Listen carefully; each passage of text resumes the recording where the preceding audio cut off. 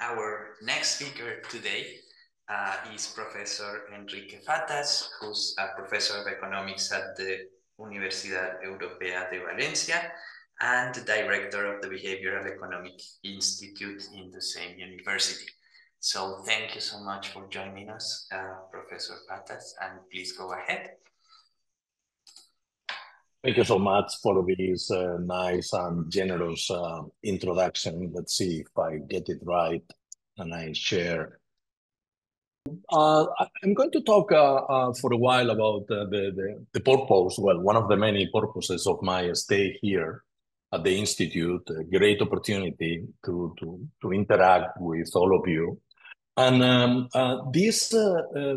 purpose is, in the title of my research project is called the Intersectional Discrimination Dual Index. So you will see that basically what I'm trying to do here is to learn from my experience and the experience of those working with me in the field to elaborate and validate using data something that we believe, and I do believe it is quite novel in social sciences, and particularly in behavioral sciences. So what is the motivation for this research project? The motivation comes from the analysis of the discrimination. And the analysis of discrimination, particularly from a behavioral perspective. We are interested in understanding the basis of discrimination in different settings. And we are also interested, and this is part of one of the reasons I try to develop this index, this dual index. I'm also interested in designing and testing solutions, policy solutions to mitigate discrimination. So let me use a definition of discrimination used by Marianne Bertrand and Esther Duflo, talking about how by having one specific social identity, you may be treated in a differential manner. And this is a quote: Black people are less likely to be employed, more likely to be arrested by police, more likely to be incarcerated. Women are very scarce at the top echelon of the corporate, academic, and political ladders, even when, though sometimes in some countries at least, clearly they get better grades and are more likely to graduate from college. The interesting thing about this quote, this is how they start one wonderful book on field experiments in the discrimination. They say, well, even when we tend to admit that discrimination happens, and discrimination is rampant in some domains, analyzing it properly and in a very rigorous manner is not that simple. And this is why they keep saying that it has proven elusive to produce convincing evidence of discrimination using a standard regression analysis and using observational data. And the logic here is that when using observational data, there are many confounding factors that are difficult to rationalize or to make sense of. And in this index, we focus on one confounding factor or one theater of discrimination that is many times present or many times common in multiple domains. And the idea comes from the fact that we all have multiple identities. So it's not that in the previous slide I quoted Marianne and Esther talking about Black people and women. These are two identities we have. I could be talking about my numerous identities as a Spaniard, as a professor, as someone trained in economics, as someone staying right now in Paris with wonderful colleagues, you name it. So this idea of having multiple identities is something that has been in the domain of discrimination less frequently explored. And this is exactly the point of intersectional discrimination. Intersectional discrimination is the analysis of discrimination when discrimination is associated with multiple identities, with more than one. And this goes back to the sociology of actually, if I remember well, Black feminism. Talking about the original paper goes back, if I remember well, to the early 80s. describing how Black women experience discrimination in a non-additive manner. What does this mean? That thinking about how someone with two identities, ethnicity and sex, potentially, in both cases, sources of discrimination, when we try to understand and when we try to measure the extent to which this person, a Black woman, is discriminated, just adding the level of discrimination a woman suffers to the level of discrimination suffered by a member of an ethnic minority is not enough. Why? Because the connection is not linear. And what we many times get is kind of an exponential non-linear effect, saying that by adding one additional potentially discriminatory identity, what we may get is that discrimination explodes and it increases dramatically. Now, how do we measure that? So in order to measure this intersectional discrimination, there is some work focused mostly on the demand side of discrimination. And by demand side, I'm not talking like as an economist here, I'm just saying that these indexes, the intersectional discrimination index, are trying to understand how discrimination is perceived by those with only one discriminatory identity, or how it is perceived by those with multiple discriminatory identities. And typically what we get in these indexes, there are some of them are a combination of instruments, some of them measuring and controlling how discrimination is anticipated by subjects, maybe preventing them from taking certain actions. I will not apply for a job if I know I will be discriminated by the employer. How discrimination is perceived on a daily basis in minor decisions and minor or relatively minor situations happening frequently, and also in major decisions with deep implications about the well-being and life quality of those suffering the discrimination. Just to give you an idea of how these, say, conventional, even when they are very recent, intersectional discrimination index works, this is an example of two questions of the major side of this intersectional discrimination index. So those discriminated are asked because of who you are, because this is the crucial thing.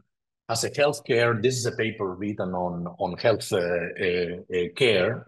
As a healthcare provider, even refused you care, never once more than once, because of who you are. Have you ever been fired or dismissed from a job, or being turned down from a job that you interviewed for? So you can tell from these couple of questions that this instrument is quite long, validated by data. The focus is on demand. Demand, how do you perceive discrimination on a daily basis? How does this affect, because you anticipate that discrimination is going to happen, how does this affect your decisions, or when you make certain decisions? What are the major drivers of this discrimination? But of course, I believe the crucial thing, particularly with a policy, from a policy angle, is the supply side. So in the intersectional discrimination dual index, we are of course interested in learning how discrimination is perceived in different domains and in different ways by those discriminated. But we are also interested what happens in those taking or making discriminatory decisions. So we want to combine the analysis of the perception of discrimination by those suffering it, and also how discriminatory decisions are made by those exerting. And basically, what we do in the index, and this is what I want to put together during this month of stay of the Paris Institute for Advanced Studies, is to integrate different elements of the index I have already tested in different projects, and just to convince you that the index comes with some advantages and some novelty. I could make a longer list, but I'm going to focus on 4 features of the index, most of them because I believe this is the combination of demand and supply. You will see later that I'm going to give you one brief example of how we combine them. But I'm going to talk about causality, I'm going to talk about accuracy, about perception or the visibility of discrimination, that is a novel component of this dual index, and the relevance, okay? So let me just start with causality. How do we incorporate in the dual index causality? By experimentation. This is science, as simple as that. So for instance, you have here an example of something I'm going to present in a few, in a few slides of a project I ran in Peru, in which we were interested in analyzing from the supply side how bank executives discriminated towards Venezuelan migrants. And what we did was to create a survey experiment in which bank executives were randomly assigned to one of these 4 conditions in a vignette experiment I'm going to show to you in the next slide. So it could be that the bank executive was reading a short story, a short narrative about a potential client coming to the offices of the bank, applying for a loan. And the only difference between the 4 subject conditions was the origin, either Peruvian or Venezuelan, and the sex, gender of the potential or the client, Luis, Maria, men, women. And basically what we did was to implement, this is where causality comes from. Well, given that vignette 1, vignette 2 only differ on the origin of the client, Peruvian versus Venezuelan, well, we can tell actually that the random assignment keeps constant any relevant socio-demographic characteristic of the bank executive. And of course, this survey experiment was very well balanced. And any difference in behavior here and there must come from this different word, origin Peruvian, origin Venezuelan. Well, the interesting thing is that we run this experimentation with 2 distinctive features. First, we are talking about hypothetical scenarios. We are talking about a situation that it is not what executives do themselves one by one in the real life. Is someone like you in a very similar situation, in a very similar office with a very similar role in a very similar bank, gets a client entering his or her office in the very last minute of a busy day. And the idea of using hypothetical scenarios, this is how we typically run vignettes, comes with many advantages. First of all, it is less threatening, so they do not believe that we are trying to get whether they behave in the right or the wrong manner. And also it is easier for them to think of counterfactuals. For instance, if I never get Venezuelan clients, maybe I'm going to react and respond to this, any question, what is the likelihood of Luis getting the loan application approved? Following my own heuristics, what I typically do, not paying attention to the Venezuelan factor. But because this is about someone like you, but not me, I may actually improve my accuracy. And the good thing about hypothetical scenarios, and this is something we incorporate here in a very strong manner, is that it mitigates social desirability bias. So social desirability bias is this tendency to basically, when you are a respondent in a survey, to just think about what is the socially appropriate answer and choose it. Or maybe think about what this guy, Enrique, is trying to learn from me, and then give the answer that is more consistent with my priors about what Enrique wants from me. If Enrique is my boss, and Enrique is asking me about whether or not I discriminate the migrants, well, making a very straightforward, direct question about, do you discriminate in your daily work some clients, most likely I'm going to say, no, of course. No. So in the case of discrimination, and the reporting is an issue if social desirability bias is present. Well, the good news about our method is that vignettes, this is a paper, a relatively recent meta-study, forget about all the numbers.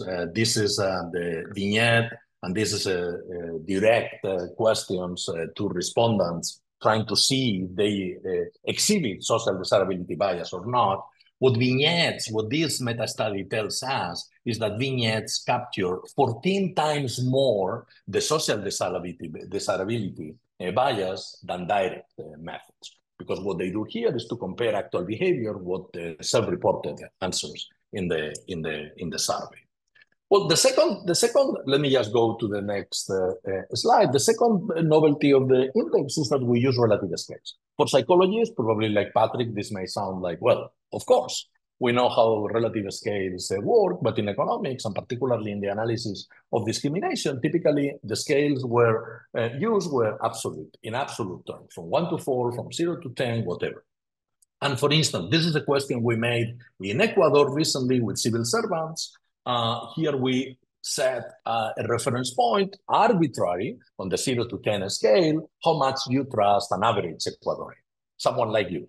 And then we are going to make questions about members of different groups, and what we want you to tell me is if you trust more or less the person from this group than the level of trust you put in an average Ecuadorian. This comes with many advantages.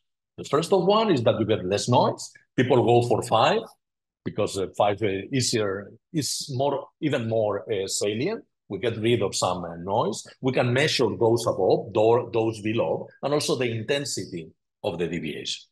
And you will see an example in a second. The third interesting thing of the scale, how much time do I have? Like 0 minutes? 3 minutes, if I'm not wrong. Yes. 3. Okay, good. Builds from one branch of literature that is relatively recent. This paper came out at the Proceedings of the National Academy of Sciences in 2022, talking about how difficult it is for us to perceive, for instance, in this case, is the diversity of population, that is the relative share of an ethnic minority. And this is an experiment showing respondents a sequence of matrices with a combination of genders and ethnicities. What we are interested in the index, in the dual index, building from this literature in a sense, is to understand how supply side, those exerting discrimination towards, for instance, migrants or certain vulnerable groups, perceive the discrimination of migrants outside their domain.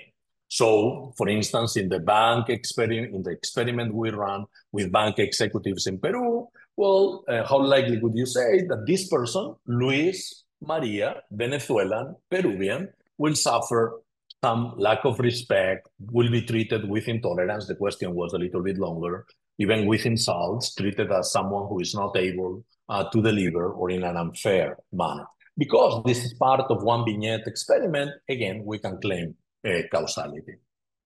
And the last point, and I'm going to finish the defense of the index with this, is the relevance. The relevance is that we are interested in using the index to diagnose discrimination, then to inform an intervention, evaluating the outcome of this intervention, working in teams with governments and government agents, a very applied intention.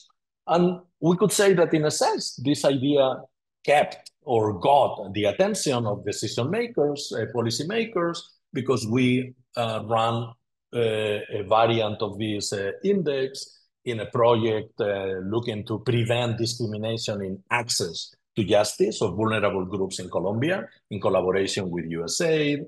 We are in the process of doing something preventing discrimination of women accessing digital methods of payments in India, in collaboration with the Gates Foundation, with the World Bank. I already mentioned this. We did one work in Peru. We have work also in Eastern European, like Bosnia Herzegovina. Right now we are working in Ecuador, a collaboration with the World Bank as well, and the Ecuadorian government, trying to learn about, not only learn about the discrimination exhibited by civil servants, but also trying to correct that with a policy intervention.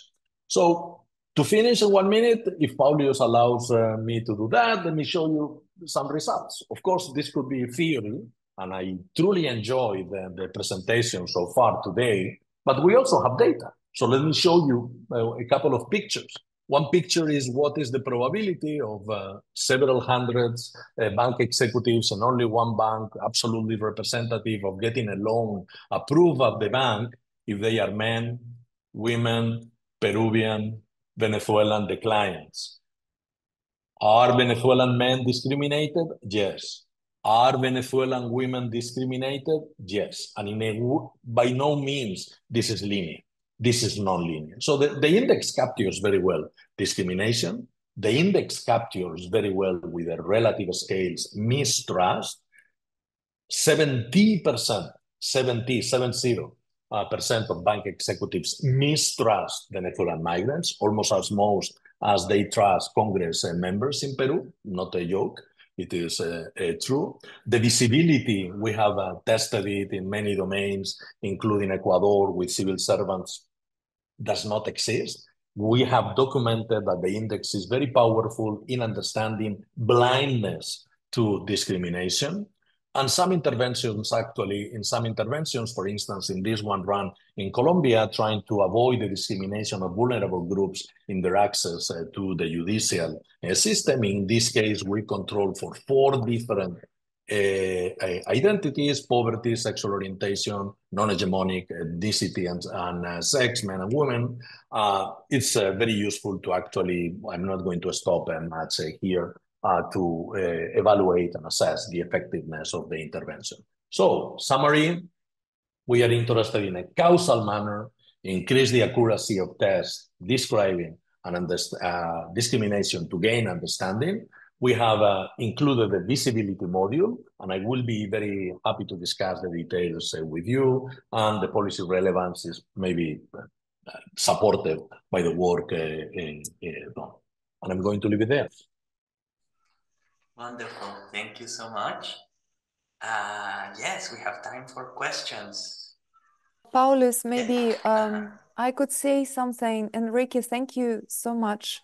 It's absolutely fascinating project, and I can't wait to talk to you about what intersections we might have.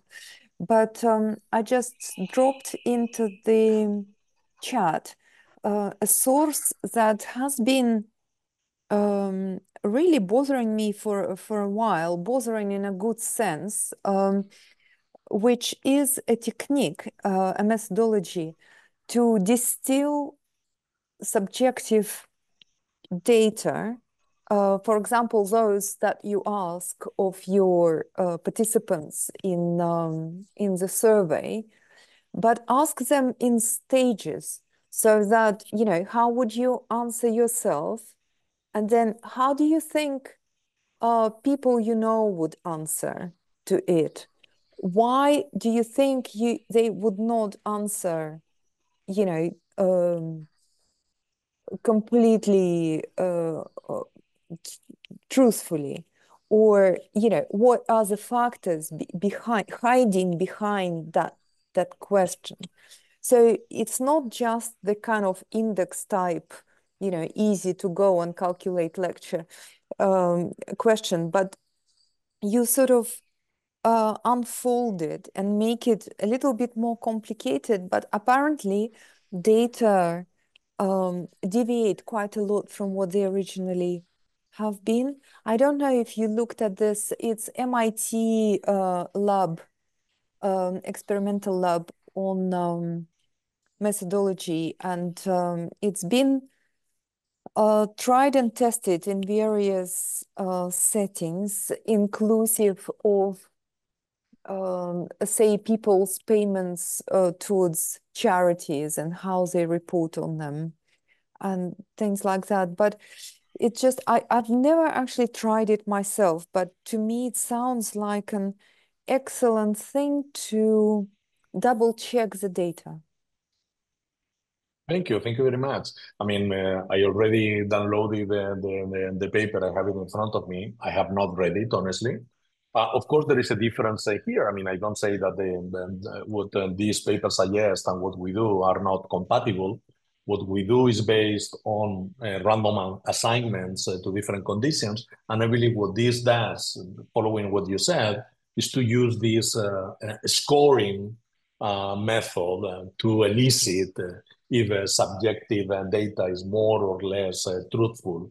It certainly can be an interesting addition, and I really look forward to talk with you. Thank you. Great. And next, Sadi.